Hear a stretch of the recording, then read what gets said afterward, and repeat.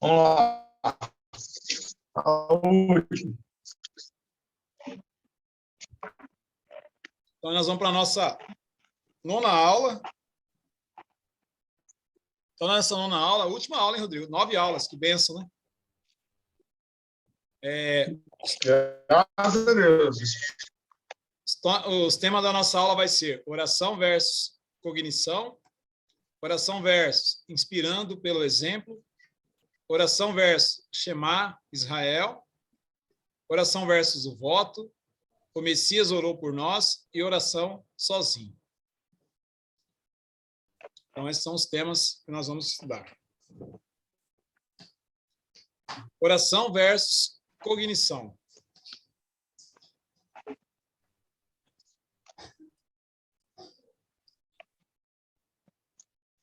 Então, que farei? Orarei com o Espírito, mas também orarei com o entendimento. Estarei com o Espírito, mas também cantarei com o entendimento. Se você estiver louvando a Deus em espírito, como poderá aquele que está entre os não instruídos dizer o amém? A sua ação de graças, visto que não sabe o que você está dizendo? 1 Coríntios 14, 15 e 16. Então, Paulo é muito claro dizendo, o Espírito é que dá origem à informação. Veja bem, eu sei que a soma de 2 mais 2 dá 4, isso está armazenado em minha mente. Mas essa aula que nós estamos dando agora, essas palavras que estamos vendo agora, está sendo originada do Espírito. O Espírito dá origem à informação. Mas, ele diz, orará com o Espírito, mas também orará com a mente. Ou seja, nós temos que usar a cognição. Nós temos que orar com palavras compreensíveis, dentro do idioma que as pessoas entendem, com decência e ordem. Então, orar com o Espírito é orar com decência e ordem, orar em linguagem que as pessoas compreendem, orar de forma clara e objetiva. Tudo isso é orar em Espírito. Está ligado com a conexão com a mente. Orará com o Espírito, mas também orará com a mente. Ou seja, eu dou origem à informação. Quando ela passa pela minha mente, ela vai sair no idioma português. Ela vai estar ligado àquilo que eu estou dando origem à informação, passando pelo cérebro, pela cognição. Então, eu tenho que usar o espírito e a cognição. Paulo disse isso, orará com o espírito humano aqui, mas também com a mente. Ou seja, dará origem à informação, mas tem que passar pela mente para trazer as regras, decência e ordem, falar de forma compreensiva, saber o que falar, quando falar, em que momento falar, a todo momento, atento. É por isso que a salvação, o símbolo da salvação, não é o escudo, é o capacete da salvação. O escudo da fé, a couraça da justiça, o cinto da verdade, o calçado da preparação do evangelho. Mas a salvação é pelo capacete, porque é uma decisão onde o espírito e a mente entram em contato. E a Bíblia diz que o Espírito Santo de Deus testifica com o nosso espírito que somos filhos de Deus. E no momento racional em que nós reconhecemos o nosso lamentável estado de pecador e errado diante de Deus, e confessamos o Messias Yeshua como único e suficiente Salvador, reconhecendo que não podemos nos autopurificar, que não é obediência a essa ou aquela doutrina denominacionalista, que não é ir lá num suposto purgatório que não existe, expurgar o pecado e ir para o céu. Mesmo porque se existisse um purgatório onde a gente expurga o pecado e vai para o céu, nós não precisamos do Messias. Não é fazendo esse ou aquele ritual, porque se algum ritual me purifica, eu não preciso do sangue do Messias. Mas reconhecer que o sangue do Messias, de forma clara e objetiva, me salvou, aí é conversão. E aí nós passamos a ter o Espírito Santo de Deus, testificando com o nosso espírito que somos filhos de Deus. E ao orar com o Espírito, Paulo disse, orarás também com a mente. Vamos ver outro versículo? Não sejam como o cavalo ou o burro, que não têm entendimento, mas precisam ser controlados com freios e rédeas. Caso contrário, não obedecem. Salmos 32, 9. O justo pensa bem antes de responder. Provérbios 15, 28. Se tem uma coisa que a gente não pode deixar em casa quando vai no culto, é a cognição. Você não deixa a cognição em casa, ó, fica aqui, não, porque agora eu vou adorar a Deus. Você leva a cognição junto. A Bíblia nos estimula a pensar, refletir sobre a palavra de Deus. Ele diz, não seja como um animal que não tem cognição. Se fosse para nós não utilizarmos a cognição a todo momento, não precisava Deus dar cognição para nós. Fazer isso igual aos animais. Dá-se só força e instinto. O que o animal tem? Força e instinto. Não precisava de cognição. A Bíblia diz que o justo ele pensa antes de responder. Ou seja, ser espiritual está ligado a pensar, a usar a cognição. Orará com o espírito, mas também orará com a mente. Cantará com o espírito, mas também cantará com a mente. Usar a cognição. É algo que tem faltado muito para muitos irmãos. Usar a cognição. Verdade. Oração versus inspirando pelo exemplo. Enquanto Esdras estava orando e confessando, chorando, prostrando diante do templo de Deus, uma grande multidão de israelitas, homens, mulheres e crianças, reuniram-se em volta dele. Eles também choravam amargamente. Esdras 10, 1. Observe bem, aqui nós vemos a inspiração pelo exemplo. O que aconteceu aqui? Esdras tomou a decisão de se colocar de joelho. Esdras, Neemias, um profeta, estava orando, né, e clamando. Eles viram aquela atitude de Esdras e Neemias, eles foram até lá e fizeram o mesmo. Ou seja, como isso é inspirador. Né? Quando você, como eu disse, aquele exemplo daquela mulher que na hora de almoçar, ela fechou a mão, baixou a cabeça, fez uma oração baixa. Só ela ali agradecendo, mas todos que estavam no restaurante viu aquilo e viu o testemunho dela agradecendo a comida antes de comer. Então, nós podemos inspirar as pessoas através do exemplo da oração. Por exemplo, quando um crente vê você indo no culto da oração, né, alguns cultos que levantam, aí que horas que é o culto da oração? Você falou que é 6 horas da manhã, 5? Que horas que é aí, Marcos? 5:30. Então, o pessoal vê você levantando 5:30 da manhã, igual aquele dia que eu estava aí na sua casa, fui pregar aí na igreja. Você levantou, a gente levantou 5 horas da manhã para ir lá orar. Você inspira, o teu vizinho lá acabou indo com nós, vendo você indo, que ele ia junto. A gente inspira as pessoas. Olha o que Esdras fez. Olha a atitude de Esdras. Inspirou através do exemplo. É. Ele começou a orar, as pessoas viram ele orando, foram lá e fizeram o mesmo. E a gente precisa isso. A maioria das pessoas não segue muito palavras, segue exemplo. Você pode ver isso dentro de casa. Filho segue exemplo. Verdade. Ele vê o que você faz, né? Olha, eu tô levando a Duda na EBD comigo lá no Triguinã, ela vai. Aí o pessoal agora, os outros pais, falou, o ano que vem meus filhos já vão estar aqui também. Então, quer dizer, já está gerando exemplos nos outros, né? Que aí eles vê ela participando, vê ela orando, vê ela anotando, vê ela fazendo as coisinhas dela já, né? Então, eles querem isso para os filhos deles também. Exatamente, é o que a gente fala naquela mensagem que eu falei sobre a questão da herança espiritual, né? Hoje os pais estão tão preocupados em deixar a herança física, casa, carro, dinheiro, uma boa faculdade, mestrado, e esquece da herança espiritual. Eu vi isso com um pai aqui. Eu conheci um senhor que eu conheço, o filho dele é totalmente indiferente com a Bíblia, não acredita que a Bíblia é a palavra de Deus, não está nem aí com a Bíblia. E ele é evangélico. Não é qualquer evangélico, não, é batista. Não. E ele está preocupado em deixar mais dinheiro para o menino. Está economizando, comprando mais patrimônio, deixando mais bens. Para quê? Para um menino que passa a vida inteira ignorando a palavra de Deus, e se morrer desse jeito, vai para a condenação eterna, então investisse na herança espiritual. Ao invés de ficar juntando dinheiro para deixar o filho mais rico, para uma vida temporária aqui. Na verdade, ele está juntando dinheiro para deixar o filho cada vez mais longe de Deus, né? Porque vai deixar ele no conforto. É. Muito bem, isso mesmo. Vamos lá. Para isso, você. Mas hoje em dia tem pai que prefere trabalhar mais para deixar mais dinheiro para o filho, heranças físicas, do que trabalhar menos e dedicar mais à herança espiritual. E, infelizmente, as igrejas estão repletas disso. Eu acho que você conhece alguns assim, né? Os par deles, hein? Vários. Muito bem. Para isso vocês foram chamados, pois também Cristo sofreu no lugar de vocês, deixando-lhes exemplo, para que sigam os seus passos. 1 Pedro 2, 21. E que é seguir os passos do Messias? Ele orava continuamente, nós vimos nas outras aulas. Ele orou a noite toda antes de escolher os apóstolos, antes de tomar a decisão.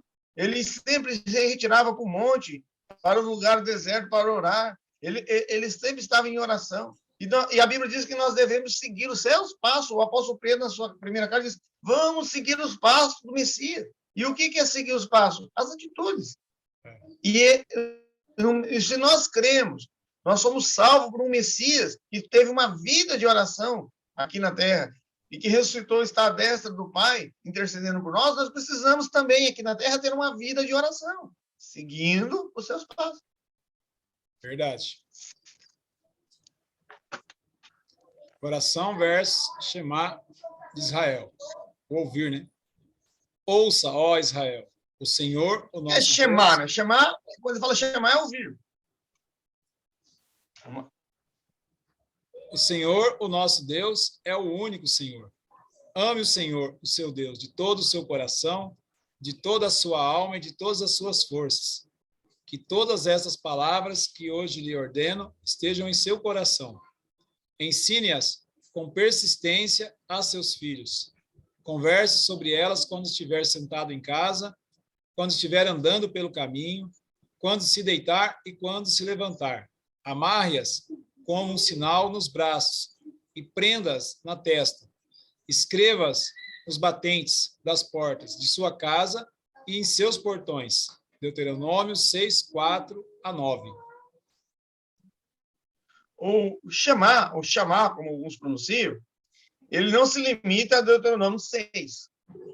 Ele está ligado ao chamar inteiro, Deuteronômio 6, mas também tem Deuteronômio 11, de 13 a 21, Números capítulo 15, versículo 37 a 41, que fazem parte do todo chamar. Eu não vou adentrar muito profundamente aqui, que se eu for falar de chamar, nós vamos precisar de pelo menos um curso de umas 10 aulas para falar de chamar. Mas o que é mais pronunciado não tem uma regra básica. Alguns crentes, alguns judeus messiânicos ou ortodoxos, das yeshivas, escolas bíblicas, pronunciam 2 vezes por dia, 3 vezes, outros só pronunciam na entrada do Shabat, mas não é chegado a pronunciar todo o chamar, porque todo o chamar envolve lá Deuteronômio 6, Deuteronômio 11, 13, Deuteronômio Números 15.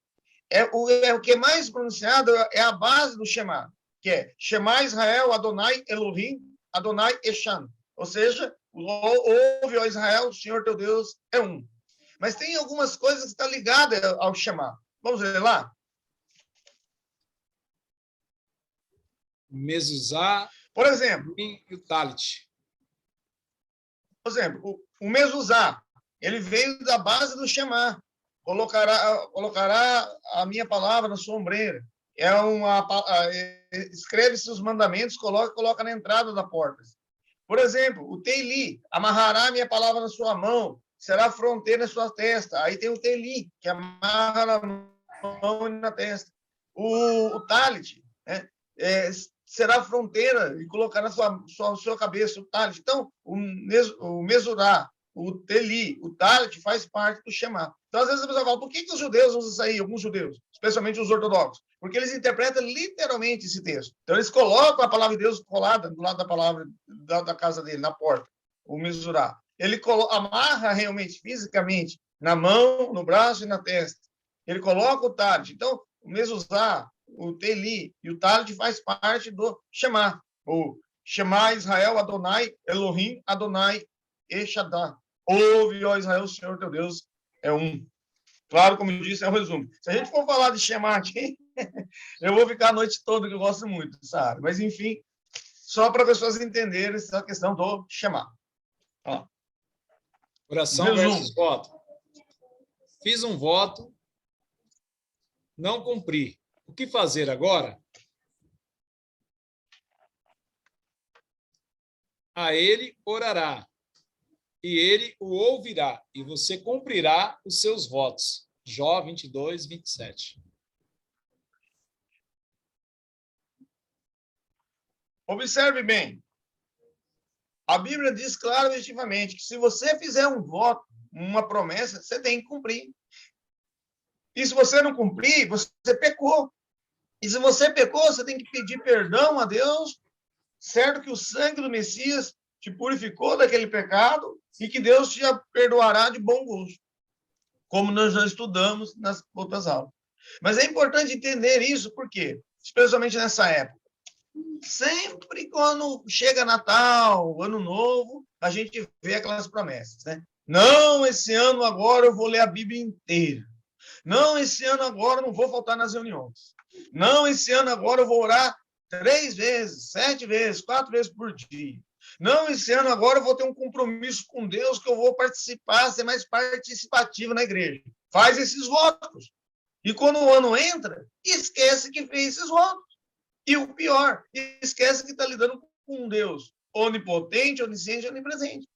Então tem que tomar muito cuidado em fazer um voto. Olha o que a Bíblia diz. Tem que cumprir os votos. Então você está orando, é melhor você não fazer a promessa do que você fazer e não cumprir. Então a orientação que eu dou, né, especialmente no final de ano, que na hora da oração faz muito com promessa, tome cuidado em se comprometer. Porque aquilo que você prometer para Deus, ele vai cobrar. Vamos lá?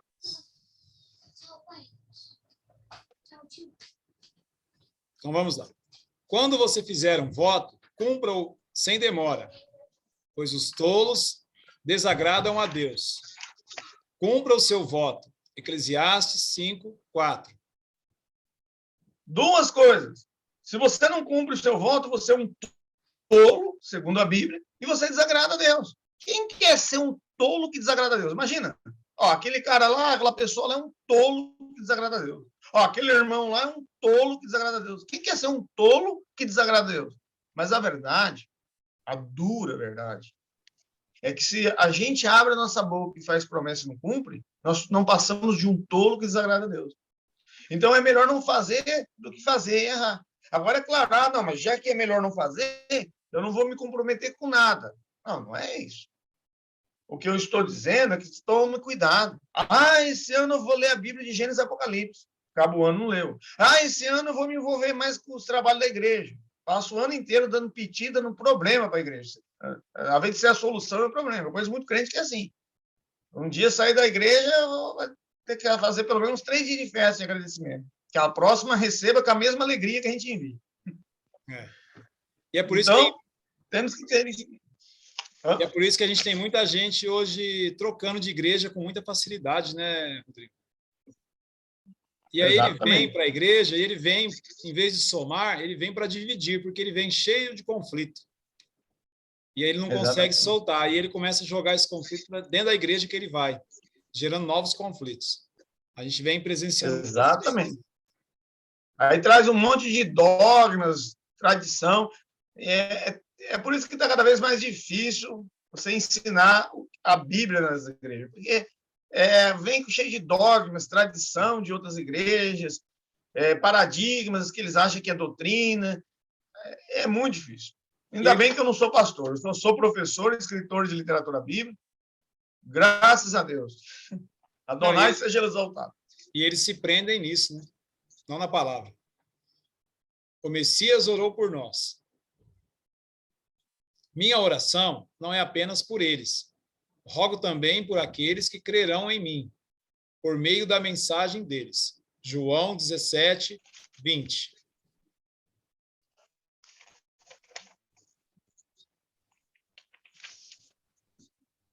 Olha que profundidade. O Messias, na sua oração sacerdotal, ele orou por nós, orou por mim, por você. Ele está dizendo, eu não estou orando só por essas pessoas que estão aqui, ó, esses meus servos que estão aqui, mas aqueles que hão de vir crer em mim. Quem são esses hão de vir crer em mim? Nós! Então, o próprio Messias, em sua oração sacerdotal, orou por mim, orou por você, nós que cremos nele como único e suficiente Salvador. Ele orou por nós. Eu sempre, quando eu leio essa oração sacerdotal, principalmente nessa parte, Eu me emociono mesmo, saber que o meu Messias, o meu Salvador, orou por mim. Orando sozinho. Tendo despedido a multidão, subiu sozinho ao monte para orar. Ao anoitecer, ele estava ali sozinho. Mateus 14, 23. Mas Jesus retirava-se para lugares solitários e orava. Lucas 5, 16.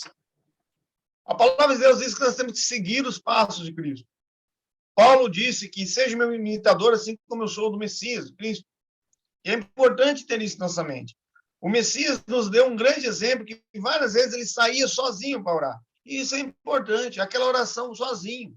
Eu, particularmente, eu gosto muito, assim, sempre quando eu levanto de madrugada para preparar os estudos, porque eu gravo ali no áudio, aí não tem tanto barulho na rua, eu aproveito, sento ali na varanda, pego minha coleção de Bíblia, gravo minhas aulas, os alunos ali da segunda-feira, da terça, da quinta, os cursinhos, às vezes dou uma revisada, e eu aproveito ali que a mulher está dormindo, né? Sempre quando a esposa está dormindo, a casa é um silêncio, para fazer minhas orações. Meu cachorro senta ali, meu cachorro já até acostumou, senta ali do meu lado, e eu faço minhas orações sozinho. E é tão gostoso, tão importante. Então, o Messias nos deu esse exemplo. Ele saía várias vezes sozinho para orar. E esse tempo sozinho, com Deus, orando, entre só você e ele ali naquela intimidade. Eu falo assim, quando você está orando com você, tua esposa, você, os irmãos, é importante. Mas aquela oração entre você ali sozinho, igual pela manhã, de madrugada eu levanto, faço a leitura da Bíblia, e às vezes eu estou orando ali sozinho ali, falando com o Senhor, é uma coisa tão profunda, você sente a presença do Senhor, a presença do Espírito Santo, você sente que você está em conexão com Ele. Então é importante nós tirarmos um tempo no dia para orar sozinho, para falar com Deus, sem filho, sem mulher, sem irmão perto, só nós ali, aquele momento entre você e Deus, porque o Messias fez isso e nos deu exemplo para seguirmos os seus passos. E eu falo que de manhã é um tempo gratificante, porque você está com a mente fresca, né? Eu também tenho esse costume, né, de levantar cedo. Então, eu tiro ali, eu levanto cedo, e das 5 às 6 é uma hora que eu me dedico a orar, a ler a palavra. E aí você está sozinho, é um tempo só você e Deus, né? Então você se concentra mais. Eu sei disso, porque sempre no mesmo horário, lá com as 5h30, 6 horas, eu mando mensagem para vocês, já manda para mim. Então, e é importante. Esses dias você pulou cedo, hein? Porque deu 4 horas da manhã, eu mandei um shalom para você já mandou na hora. Eu falei, hoje o homem está precisando de oração, era 4 da manhã. Não, eu levanto cedo, eu levanto 4h30, quase todo dia. Aí eu vou fazer o café, vou... É um tempo que eu falo até me sabe que, amor, é um tempo que eu tenho para Deus, porque depois você vai para a escola, a mente vai se enchendo com os problemas do dia a dia, chega à tarde, se você vai estudar a Bíblia, você está com a mente cheia de muita coisa, você não concentra na leitura. Não, e outra coisa, depois que a mulher acordou, pode esquecer, o barulho é grande, cara. Não, mas de manhã... comunhão. Alguns gostam de ler à noite, né? Mas para mim, de manhã é o tempo mais produtivo. Né? Muito bem. Só falta mais 2, vamos terminar esses 2. Isso. Orando versus perdão e oração versus resultado. Orando versus perdão. Jesus disse, Pai, perdoa-lhes, pois não sabem o que estão fazendo. Então eles dividiram as roupas dele, tirando sortes. Lucas 23, 34. Eu falo que essa é uma das orações mais fortes de toda a Bíblia. Quer refletir sobre uma oração pesada, forte? É essa aqui. É uma das orações mais fortes, se não a mais forte de toda a Bíblia. Porque o Senhor, o Messias Yeshua, pendurado naquela cruz, banhado no seu sangue. Ele olha para aquela situação e diz, Pai, orando ao Pai Celestial, ele ora ao Pai Celestial dizendo, Pai, perdoa, porque não sabe o que faz. Isso é muito difícil, porque como é difícil a gente pegar uma pessoa que está fazendo mal para nós, fazendo mal, às vezes, para nossa família, e orar dessa forma, dizer, Senhor, perdoa, porque não sabe o que faz. Tem que ter muita fé. Porque a nossa natureza adâmica é de jogar já uma maldição em cima daquela pessoa. Mas o Messias, mesmo ali naquele momento, pagando o preço dos nossos pecados, com toda aquela crueldade. Os fariseus dizendo, você é filho de Deus, né? Elias vem buscá-lo, vem salvá-lo, cuspindo. Os romanos crucificando ele, depois de açoitado. Ele olha para toda aquela situação, olha para aqueles soldados romanos, para aqueles mestres da lei, blasfemando ali, insultando ele, e diz, perdoa. Orando, diz, Pai, perdoa, porque não sabe o que faz. E isso é uma oração que mexe com a gente.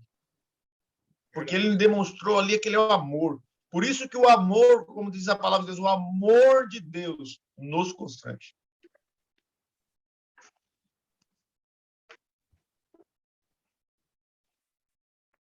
Perdoa as nossas dívidas, assim como perdoamos aos nossos devedores. Mateus 6, 12. Veja que ele nos liga aos devedores, ao inimigo, algumas traduções falam. Perdoa, como nos perdoa os nossos adversários, nossos devedores, nossos inimigos. É importante entender isso. Porque se eu quero o perdão de Deus, eu preciso perdoar. Eu quero que o Senhor me perdoe todos os meus pecados, eu não posso perdoar a ofensa do meu irmão. E como é difícil, quando a gente não tem uma vida de comunhão com Deus, liberar perdão. Às vezes tem irmão que fica anos carregando a mágoa de um outro irmão. Anos sendo um falso amigo. E a Bíblia nos diz que se nós não perdoarmos, nós temos que Deus vai nos perdoar na mesma proporção que nós perdoamos o próximo. Perdoa-nos, assim como nós temos perdoado os nossos devedores. Assim, da mesma forma. E a pergunta que tem que ser respondida é como nós temos perdoado, liberado perdão para aqueles que nos ofendem. Será que temos feito isso com sinceridade de alma? Ou é só da boca para fora?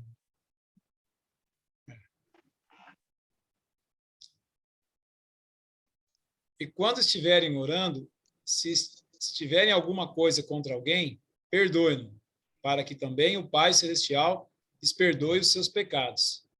Mas, se vocês não perdoarem, também o seu Pai que está no céu não perdoará os seus pecados. Marcos 11, 25 e 26. Que coisa mais forte que isso? É.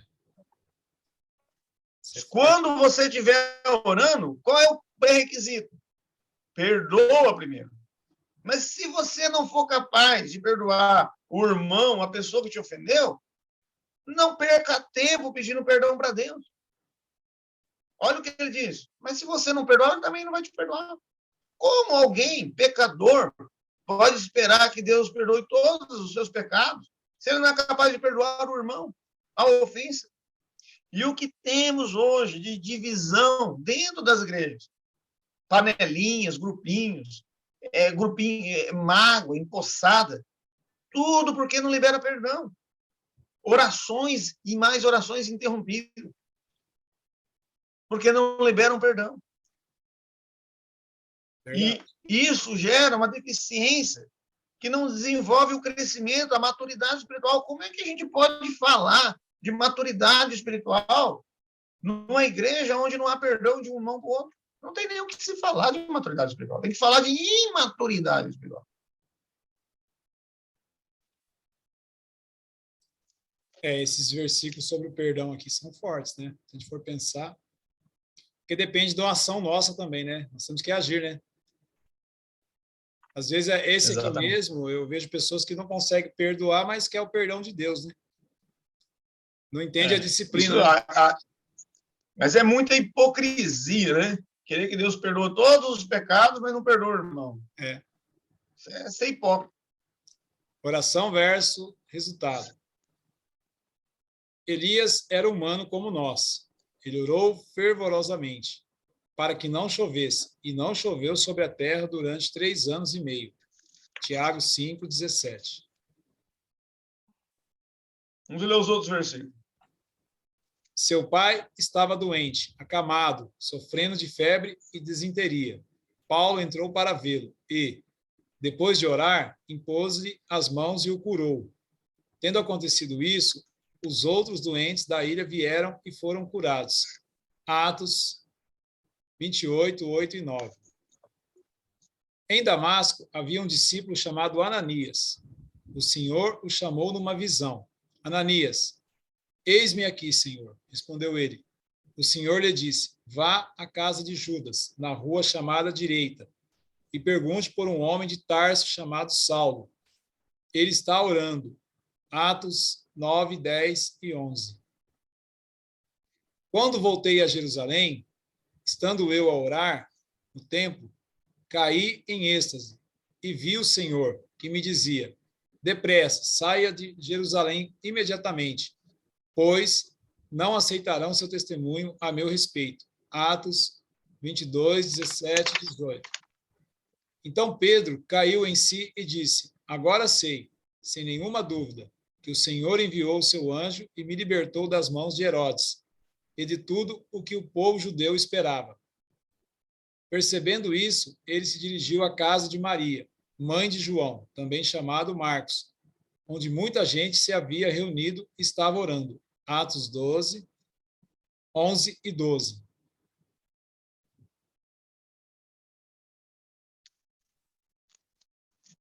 Muito bem.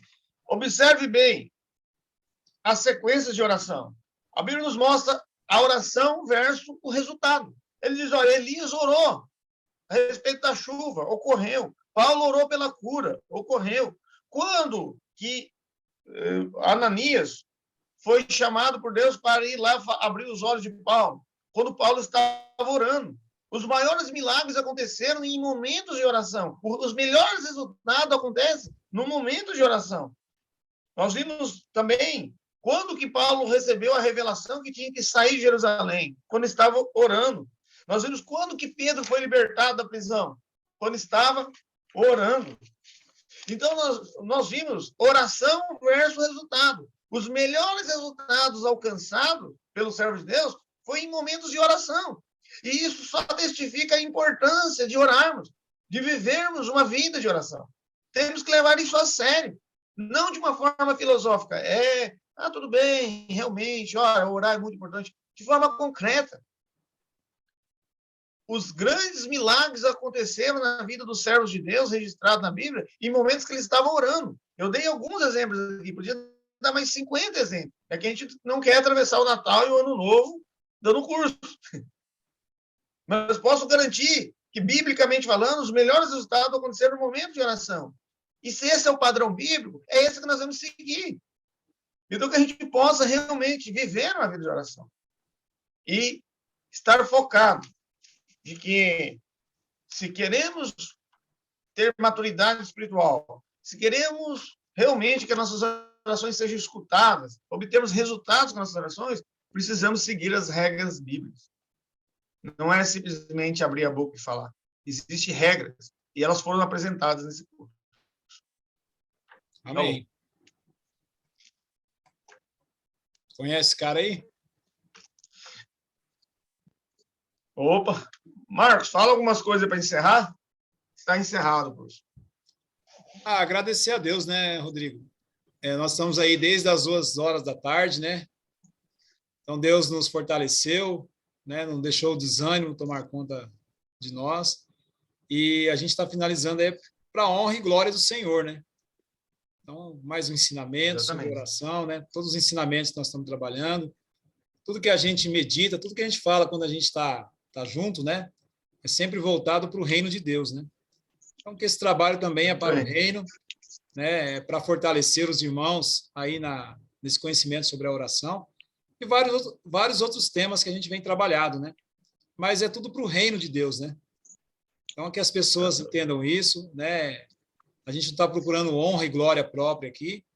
Então, a gente passou uma tarde feliz. Eu estou aqui, a Tamires, amor, falando, não, eu estou feliz. Eu estou de férias, mas é um tempo para Deus. Eu me sinto bem fazendo isso. Então, Deus me resgatou, me trouxe para o caminho dele e eu só tenho a agradecer a ele. Então, tudo que eu aprendo, tudo que eu faço, eu só agradeço a Deus, né? Colocou você no meu caminho, a gente caminha junto, a gente aprende, a gente mais aprende do que ensina, né? E Deus colocou a gente para caminhar, né, eu vejo que é uma dupla aí que vem caminhando, né, apoiando você nesses ensinos aí. Que Deus nos fortaleça cada vez mais, né, Rodrigo? Eu acho que isso vai abençoar as pessoas, vai abençoar a nossa vida, a nossa casa, a nossa família, e vai nos trazer aí alguns galardões aí, que Deus, né, possa recompensar Ah, por isso, né?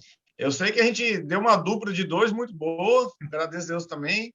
E aquela regra continua: de cada 10 galardão que eu ganhar, vou te dar meio. Dos que eu ganhar, né? Mas mais perco do que ganho. Mas Mas assim, sempre é lucro, espero. né? Sempre lucro. Mas assim, se a gente ganhar um galardão por tema tratado aqui, já tá bom demais. Tá bom, tá bom. Mas o desejo nosso é esse, né? Que a gente possa contribuir com o crescimento espiritual daqueles que estão fazendo nossos cursos. Agradecer ao Marcos aí pelo tempo. Se eu não fosse o Marcos me ajudar, tem sido meu braço direito aí, direito e esquerdo, tudo junto. E se a gente puder contribuir com o crescimento espiritual daqueles que têm feito nossos cursos, não sendo um edifício, mas pelo menos um tijolo que compõe esse edifício, já estará muito grato, e o Marcos já estará muito feliz. E como o Marcos mesmo diz, tudo seja feito para a honra e glória do Altíssimo, é para ele que nós fazemos isso. É para a honra e glória dele, ele seja exaltado. E a gente espera que o ano que vem a gente vá presencialmente nas igrejas, né, Rodrigo? Que a gente leve esses cursos de forma presencial para atingir mais pessoas, né? Porque a gente vai atingir aqui as pessoas que estão conectadas com a gente, né? Mas tem muitas pessoas que às vezes não estão conectadas, que perdem a oportunidade de aprender, né? A gente possa sair, caminhar nas igrejas, né? E por mais que a gente tente caprichar, a distância perde um pouco da qualidade. É igual aquele curso que a gente gravou junto, né? A palestra, os 4 mundos, os 3 inimigos. Mas quando você faz presencial, a qualidade é maior, a pessoa está ali para fazer uma pergunta, é inquestionável, nada supera eu falo que nada supera o evangelismo corpo a corpo, que a gente fala, né? Tete a tete, você está ali, né? Sim, porque além de você trabalhar a palavra, aqueles momentos de descontração, você cria laços, cria aproximação, cria amizades, né? Eu falo que tem sempre algo a mais que no presencial a gente produz do que aqui no online, né? Mas é bênção também. Exatamente. Deus vai dando várias ferramentas, né? Essa é uma ferramenta que a gente atinge a pessoa a qualquer distância também, né? Isso é bênção. Não, sim. A gente não desfaz essa ferramenta, mas ela não substitui o presencial, né?